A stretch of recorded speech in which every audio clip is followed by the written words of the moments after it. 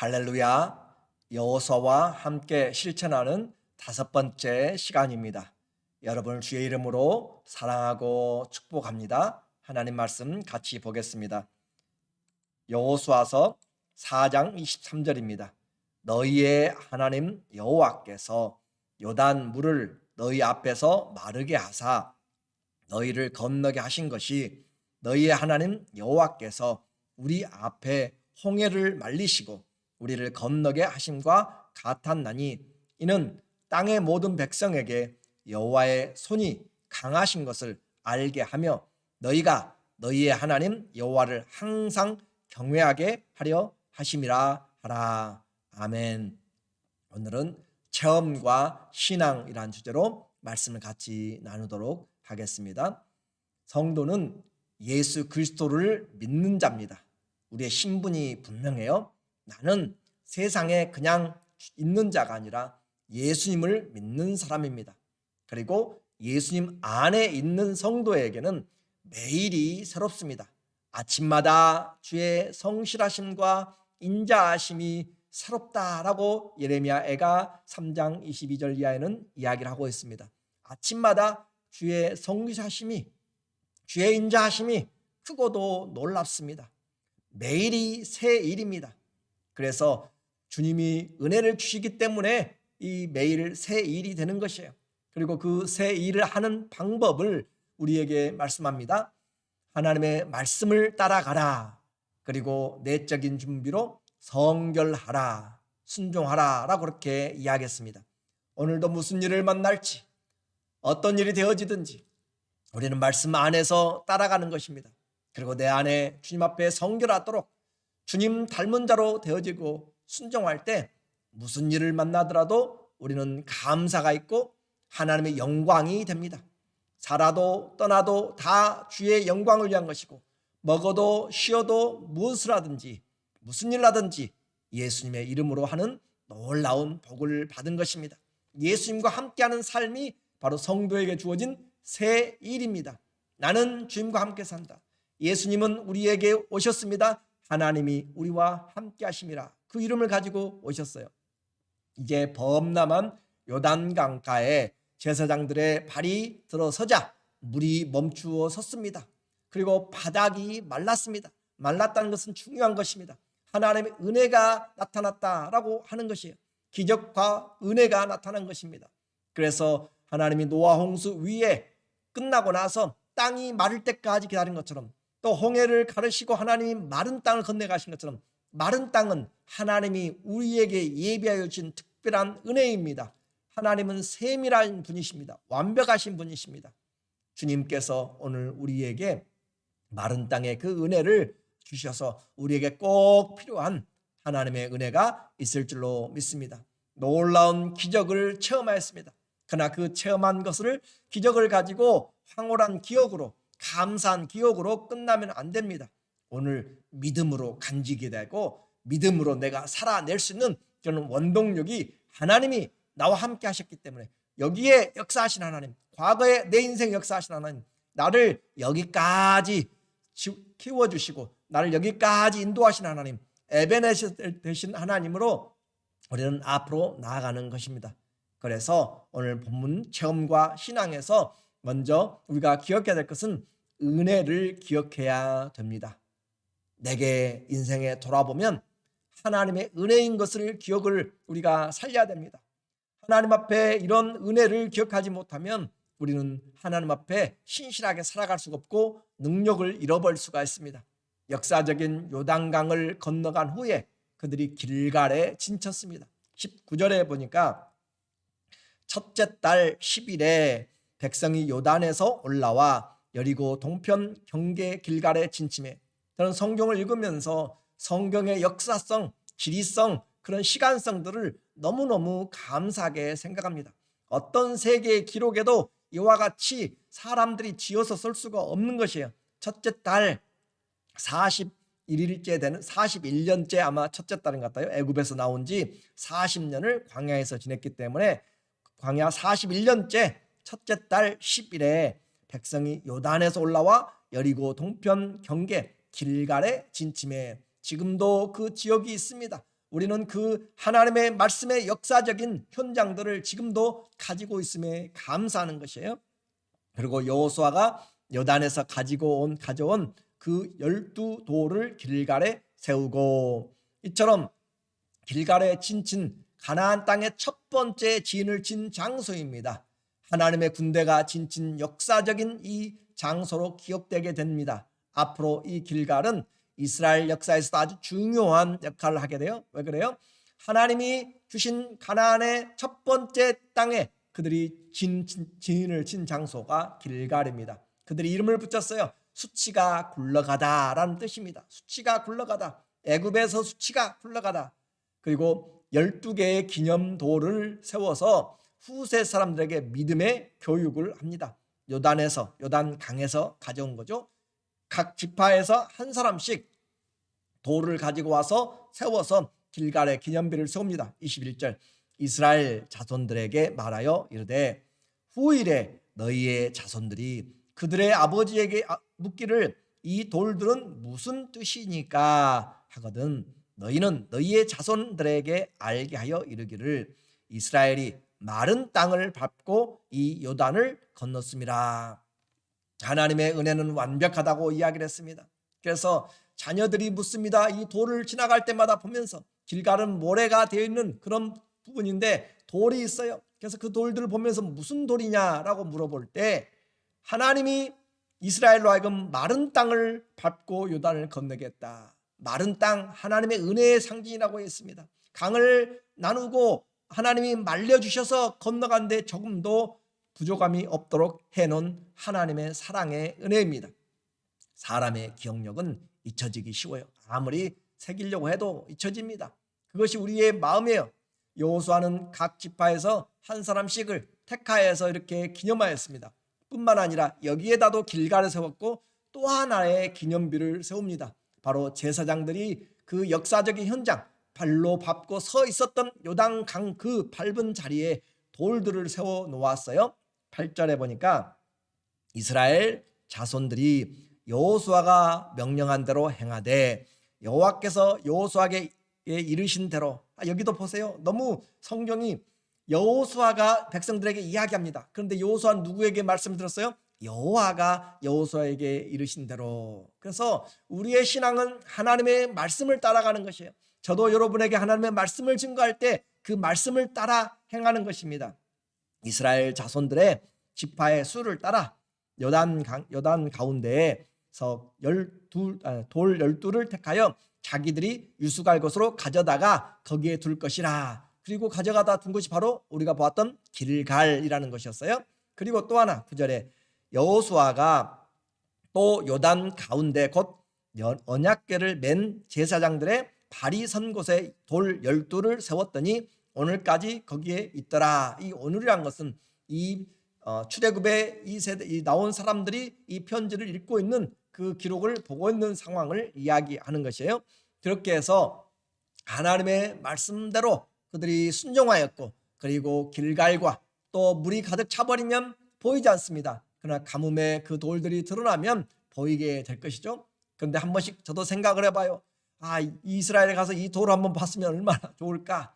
그런데 지금부터 3,500년 전입니다. 3,500년 전에 돌이 그곳에 있으면서 비가 오고, 이스라엘은 특별히 마른 때가 그 건기가 있지만 또 우기 때는 비가 엄청나게 오고 산에서 돌과 자갈들이 오면서 깨뜨리고 하면서 그 자리에 있다는 것은 말이 안 되는 것이죠. 아무튼 그런데 지금도 지명들이 있습니다. 그런데 그보다 더 분명한 이스라엘의 땅에 예수 그리스도가 걸으셨던 행하셨던 그 위치들이 그대로 있다라고 하는 것은 우리에게 신앙의 역사성, 현재 그 장소를 우리에게 분명하게 시간성을 말해주고 있어요. 보이고 손에 잡히는 것들은 우리의 신앙에 큰 도움이 됩니다. 그러나 그 자체가 우상이 되면은 안 돼요. 이와 같이 지금 자녀들에게 남기는 것은 신앙이 계승되어야 하는 그런 측면에서 이야기한 것이에요. 그래서 실제적인 실물 교육인데 그것이 지나치면 그것이 우상 숭배가 됩니다. 가톨릭의 가장 큰 위험한 요소 중에 하나가 성상, 그 동상들을, 성인들의 동상들을 만들어 놓고 거기 손을 대면 낫고 그런 기적들을 물론 체험할 수도 있어요. 그들이 간절함이 있어서 그렇게 나올 수도 있습니다. 그런 성화 또 성상이라든지 성화 예술품들 그런 것들을 가지고 우상 숭배하는 것들이 많아집니다. 보이지 않는 주님보다 보이는 이 예수님과 관련된 것들로 그렇게 중심이 되면 신앙이 말씀 중심이 아니라 자기 중심이 됩니다. 감각 중심이 되어버리는 것이에요. 우리는 하나님의 말씀 중심이 돼야 돼요. 천지는 없어질지라도 뭐가 있어요? 말씀이 있는 것이에요. 돌이 없다고 그랬잖아요. 남아있는 것은 없어요. 예수님의 무덤도 어디 갔는지 몰라요. 예수님을 덮었던 그 토리노의 수위라든지 그런 건 다 가짜일 수 있습니다. 그런 것은 없어질 수 있어요. 십자가의 못을 박았던 그 예수님 못 박았던 못은 사라지고 없을 수 있어요. 이 히스기야 왕도 모세가 광야에서 세웠던 그 노수로 만든 뱀을 없애버렸잖아요. 이스라엘 민족이 거의 한 700년 동안 우상 숭배해 왔던 그 놋뱀을 그냥 부셔서 없애버렸잖아요. 그래요. 그런 것들은 없어져요. 그러나 하나님의 말씀은 변하지 않기 때문에 우리 신앙의 토대는 어떤 손에 잡히는 것, 눈에 보이는 것, 캐톨릭의 그런 성화나 성상이나 그런 것들이 아니라 하나님의 말씀입니다. 영이요 살아있고 생명인 하나님의 말씀이 우리에게 신앙의 뿌리가 되고 근간이 돼야 되는 것입니다. 하나님은 나중에 이런 우상 숭배하는 생각들을 아주 그냥 선지자들 통하여서 통렬하게 비판합니다. 호세아서 4장 15절 호세아가 말합니다. 이스라엘아 너는 음행하여도 유다는 죄를 짓지 범하지 못하게 할 것이라. 이스라엘과 남쪽이 이렇게 남유다 북이스라엘이 나눠졌을 때 북이스라엘보다도 이 남쪽의 유다는 신앙을 더 견고하게 지켜야 돼요. 예루살렘의 성전이 그곳에 있습니다. 너희는 길갈로 가지 말며, 길갈이 어디예요? 바로 가나안 땅에 들어왔던 첫 번째 성, 첫 번째 그 진을 친 곳이죠. 진을 친 곳, 애굽의 수치가 물러간 곳, 기념비가 있는 곳, 길갈로 가지 말라라고 하잖아요. 또 벳아웬으로 올라가지 말며 여호와의 사심을 두고 맹세하지 말라. 하나님은 그런 역사적인 장소에 계시지 않다 그 말이에요. 그들이 회개한다고 하면서 우리가 성지순례한다고 또 캐톨릭에서는 여러 군데를 이렇게 돌면서 그렇게 해요. 그런데 물론 그런 은혜를 받는 것도 있을 감사하고 그래요. 그런데 그게 목적이 아니고 본질이 되면은 안 된다라고 하는 거. 힘들면 그곳에 간다? 아니요. 힘들면 그곳에 가는 것이 아니라 말씀을 붙잡아야 되는 것이에요. 성지순례를 가야만 구원을 받는 그런 큰 덕을 쌓는다라고 하는 그런 마호메시라 이슬람도 성지순례를 가면 천국에 가는 점수가 엄청나게 많다는 것이에요. 그런데 그런 걸로 되면 안 되는 것이에요. 여러분 이스라엘 안 가도 다 구원받습니다. 예수님만 믿으면. 그러나 우리에게 이와 같은 분명한 신앙이 없으면 보이는 것들로 넘어지게 되는 것이에요. 그래서 그들의 신앙에 타락하고 그러면 하는 말처럼 베델로 가자. 베델이 어디예요? 하나님의 집입니다. 그런데 그곳으로 가면 될 것 같아요? 아니요. 마음이 그렇지만 실제적으로는 없습니다. 하나님의 성전이 있던 예루살렘도 하나님이 다 불어버리고 다 바벨론에서 깨트려버리고 불타게 없어버리게 만들잖아요. 말로만 여호와의 전이라 하는 자들에게 이 성전의 문을 닫아버리면 좋겠다고 이야기하고 이 성전을 헐어버리라고 주님은 그렇게 말씀하고 이방인들에게 내어주잖아요. 그러니까 우리는 교회 될 수 있는 것은 주님이 계실 때입니다. 내가 성도가 될 수 있는 것은 주님이 내 안에 계실 때입니다. 그러므로 주님을 진심으로 말씀으로 신앙을 세워야지 다른 걸로 세우면 안 됩니다. 그래서 여호와의 이름을 함부로 부르지 말라. 또 호세아만이 아니에요. 아모스는 더 통렬하게 이야기합니다. 자, 베델을 찾지 말며 길갈로 들어가지 말고 브엘세바로 나아가지 말라. 브엘세바의 어떤 곳이에요? 아브라함이 살았어요. 이삭이 살았어요. 야곱이 살았어요. 믿음의 조상 3대가 살았던 브엘세바입니다. 그런데 그곳에 가면 특별한 기운을 받을 것 같아요. 특별한 믿음의 은혜가 있을 것 같아요. 물론 생각하고 가면 많은 감회가 있고 역사적인 현장이니까 은혜가 있습니다. 그러나 그것 자체가 우상 숭배가 되는 것처럼 그곳으로 가야만 신앙이 회복된다고 생각하면 안 되는 것이에요. 우리에게는 예수님 자신이 우리에게 그 믿음의 주요 시작이요 끝이요 마지막입니다. 완성자입니다. 말씀이 우리 믿음의 신앙입니다. 말씀의 뿌리를 놓치지 마세요. 그래서 브엘세바로도 나가지 말라. 길갈은 반드시 사로잡히겠고 길갈 내가 적에게 넘겨버리겠다 그 말이에요. 또 베델 비참하게 될 것이다. 하나님의 집이라고? 아니다. 다 쓸어버릴 것이다. 호세아가 사용했던 벳아웬이라는 것이 바로 사악한 집이라는 뜻입니다. 베델을 모멸하여서 부르는 말입니다. 베델 말이 뭐예요? 하나님의 집이라는 뜻인데, 그들이 하나님의 집을 함부로 여기고 그런 우상 숭배처럼 생각하니까 하나님이 벳아웬이라고 그렇게 말을 몰멸시켜 가지고 이야기하는 것이에요. 그 장소가 중요한 것이 아니다, 그 말입니다. 오늘 우리에게는 예수님 자신이 중요한 것이에요. 다른 어떤 성화가 아니에요. 다른 어떤 것이 아니에요. 예수님, 오직 믿음의 주는 한 분이십니다. 예수님입니다. 그리고 우리의 신앙의 근본은 그분의 말씀입니다. 다시 영적인 적용을 우리에게 합니다. 첫사랑은 회복되어야 돼요. 그러나 그 자리에 머물러서는 안 되고 하나님과 더 깊은 관계로 나아가야 됩니다. 흔적 하나하나가 협이 쌓일 때 주님의 사랑을 확인하는 것은 중요합니다. 너무너무 중요해요. 내 신앙의 회복에 중요합니다. 그러나 그 회복으로 이끌어서 인격적이고 사랑이신 주님과의 관계로, 그렇게 주님 때문에 이 흔적이 있는 것이에요. 주님 때문에 요단강이 갈라진 것이에요. 주님 때문에 그곳에 길갈에 돌들이 있는 것이에요. 주님 감사하고 주님을 붙잡아야지 다른 것으로 생각하면 안 됩니다. 기적의 체험의 목적을 잊지 마십시오. 하나님을 경외하게 하기 위해서 지금 돌들을 세우라고 이야기하는 것이에요. 23절에 보니까 너희의 하나님 여호와께서 요단 물을 너희 앞에서 마르게 하사, 이 마르게 한다 뭐라고 했어요? 은혜의, 완벽한 은혜의 제공입니다. 마르게 하사 너희를 건너게 하신 것이, 너희의 하나님 여호와께서 우리 앞에서 홍해를 말리시고, 홍해를 말렸다고 하잖아요. 말리시고 우리를 건너게 하심과 같았나니. 자, 출애굽 1세대에게 하나님이 큰 기적을 베푸셨어요. 그 광대한 홍해를 나누시고 하나님이 마른 땅으로 홍해 길을 가게 하셨습니다. 또 이야기합니다.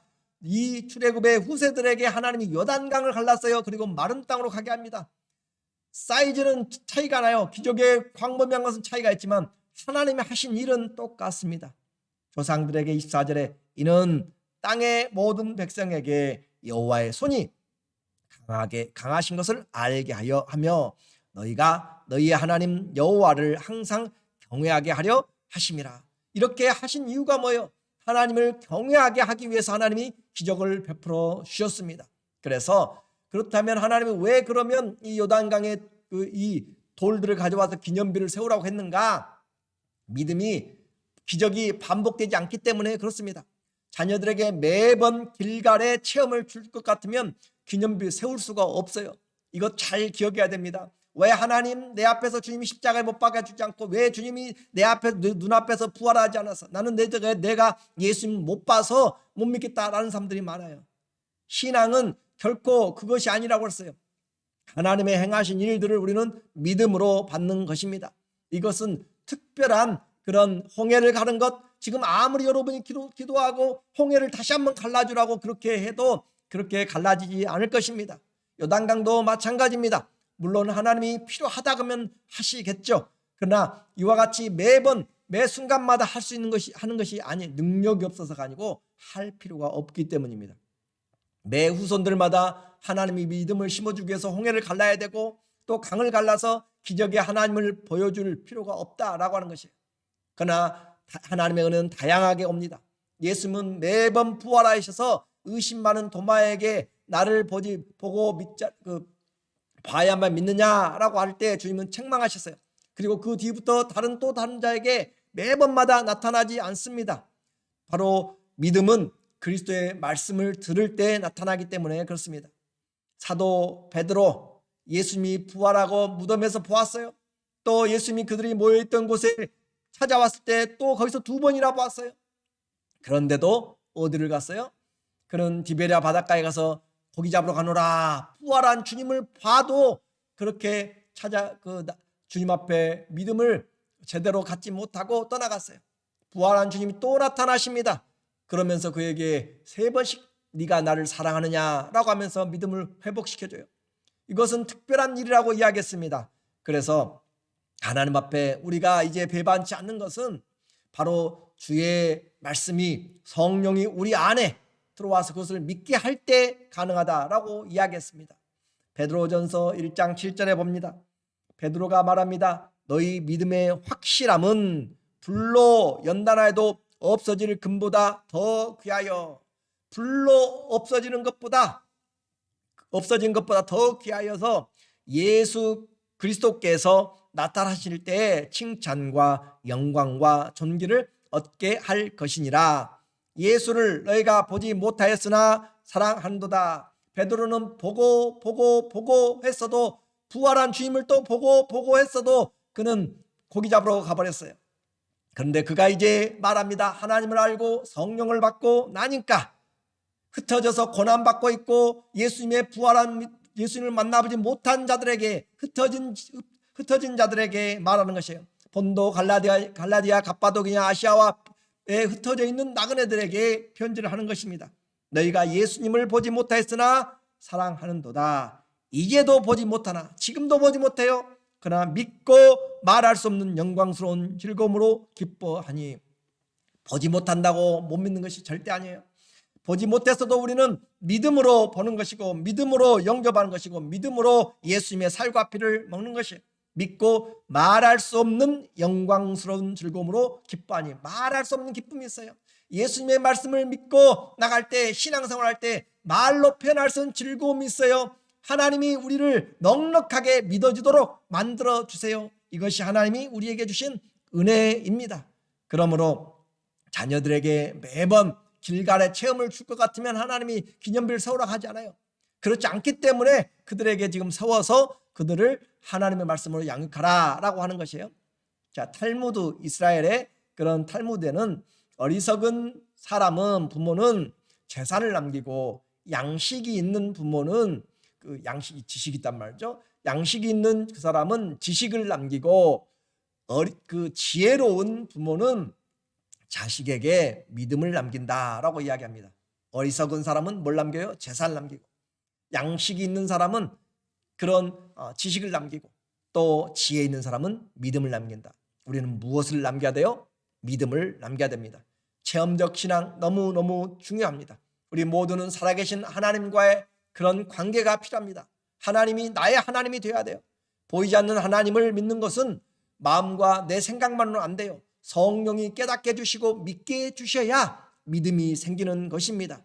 그래서 성도의 거듭남은 진리의 말씀을 들음으로, 복음의 말씀을 믿음으로 이렇게 되는 것이에요.